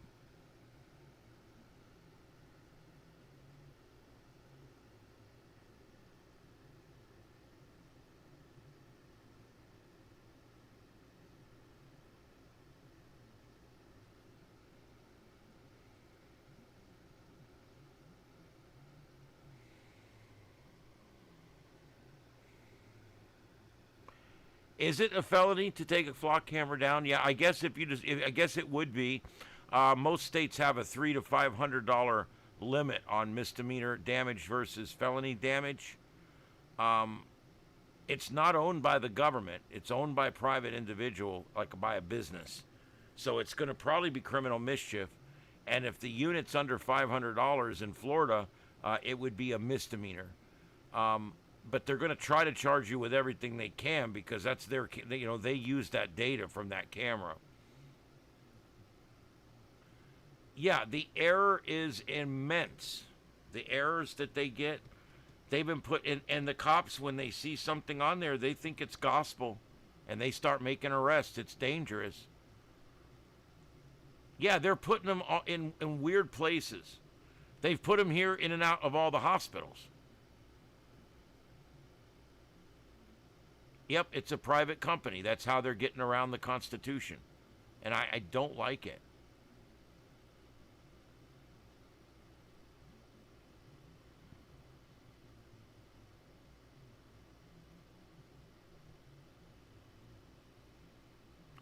They've also, most states in the last couple years have stiffened the penalties on putting those frames around your tag or putting anything over your tag. There is that bathroom glass spray that you can put on it, which is supposed to help. But if they can prove that you put that on there, that's a problem. Yeah, they don't. It's one of those things. You don't want to be caught obscuring your tag. Now, there is exceptions, and I'm gonna tell you what I'm getting ready to do. I'm actually looking for a wheelchair rack to go on the back of my car. And I'm going to buy that wheelchair rack because those wheelchair racks, they have a thing that holds your tag, and then the wheelchair kind of goes in front of it, so it kind of partially obscures it. And they're legal. You cannot write somebody a ticket because they've got a wheelchair rack on their car and it partially obscures the tag. So, and there's a lot of states that are like that. So that may be a possibility there. I can just put this wheelchair rack on the back and hang my mom's spare wheelchair on it. And that will successfully prevent the reading of my tag. And you know what? I don't do anything wrong. I'm not worried about getting caught. I don't do anything wrong. I don't go anywhere at night. I don't, but that's not the point. The point is it's wrong what they're doing. It's completely wrong.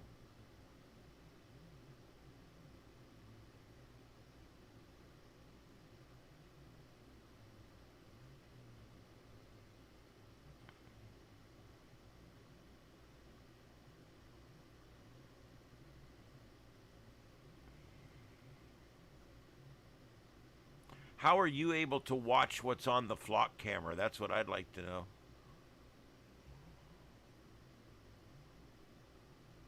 Yeah, I mean, that's another thing. Only law enforcement is supposed to have access to it, but we know that's not true.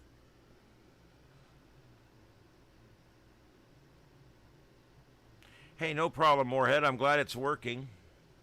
We're going to be doing this every night from now on. I'm going to try to do this double stream. We're going to get the chat rooms all hooked up and everything.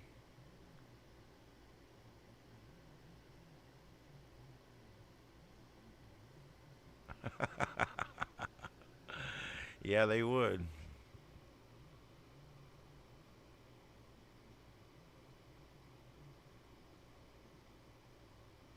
Can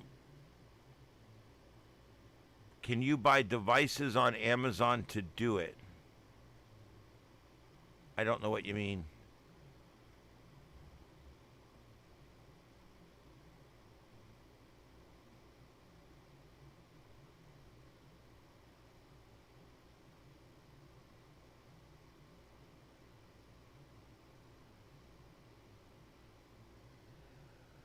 Huh.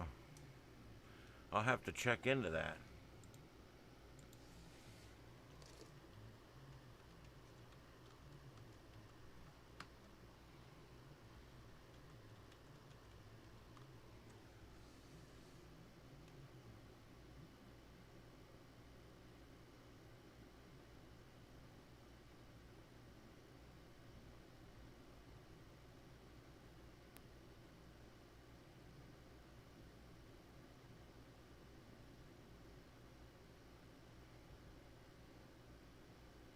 Interesting.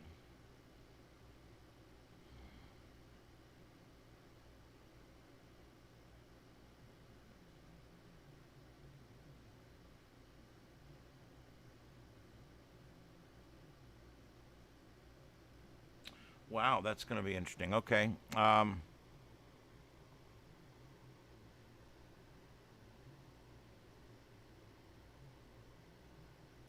Yes, dispatch. That was one of the two things we were trying to do tonight, but I don't know how to do it.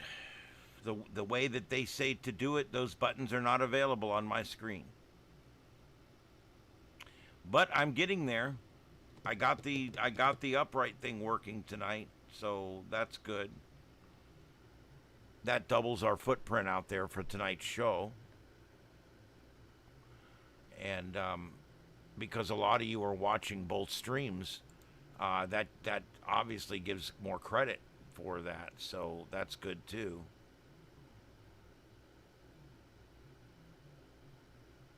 There's been 646 people come through our upright stream, including 8 concurrents over there right now. So when you add it all up, this greatly helps our numbers. So not a bad thing. Not a bad thing at all. All right, one last check of the news here. I am going to be signing off. I need to feed the cats and myself. I haven't ate dinner yet, and I got tied up with getting this working, and I skipped dinner.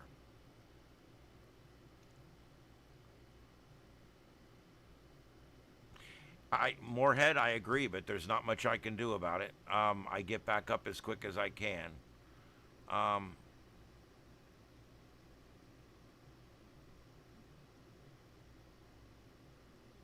You know what they say, where there's a will, there's a dead person. Yep, I agree. Yep.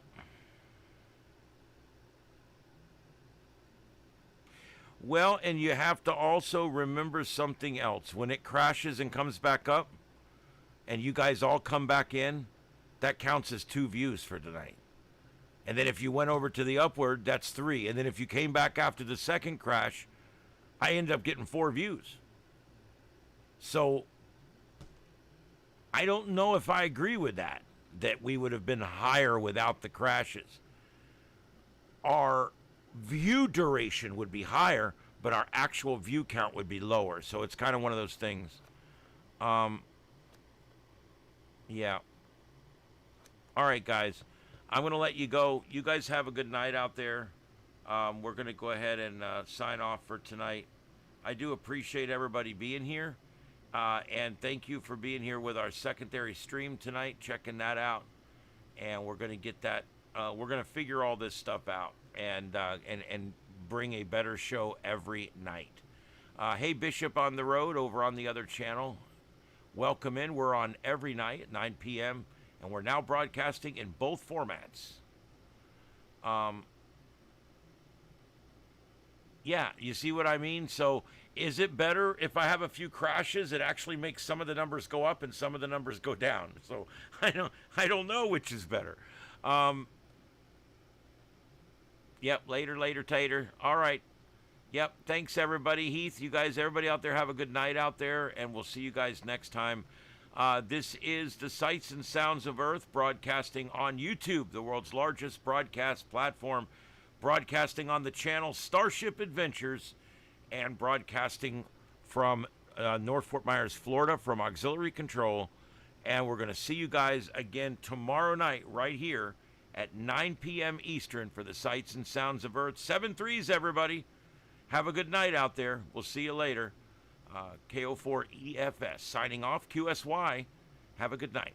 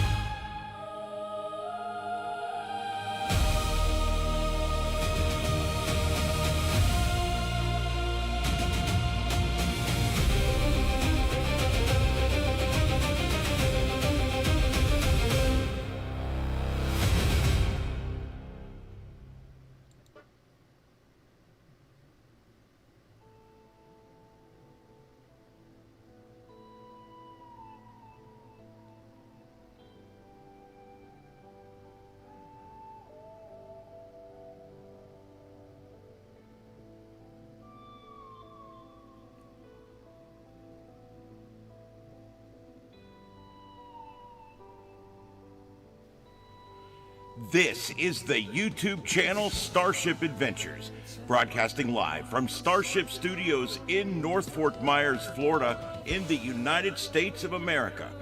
We thank you for joining us this evening for another broadcast of the Sights and Sounds of Earth, covering every breaking news story across this troubled planet of ours.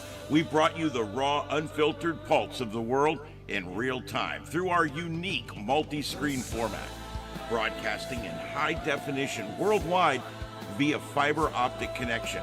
Starship Adventures, a new kind of YouTube content.